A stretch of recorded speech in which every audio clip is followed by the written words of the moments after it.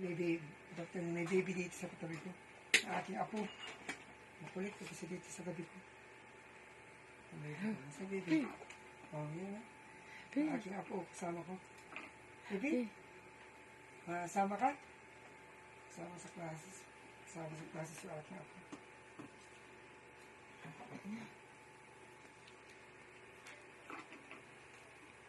Okay, so we will have before we finish topic on chapter 2, this is the organizing a business.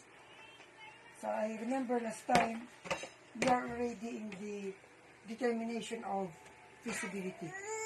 Wherein in the determination of feasibility, we have this assembling the needed resources also.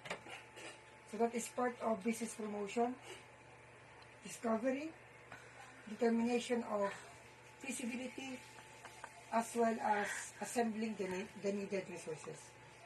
Okay, so but before that, we'll have some recitations so that I can check if you have some notes. Magulang kasama ko ito. Magulang kasama ko itong bata. Magulo. Wala ng baby ko dito sa tabi ko. Yung aking granddaughter dito sa tabi ko. Sa malapit. Huwag ka maingay, baby.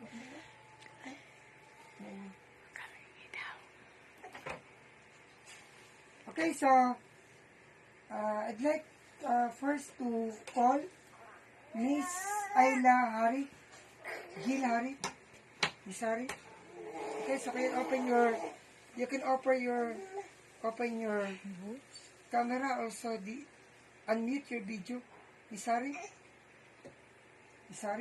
Haji? Okay.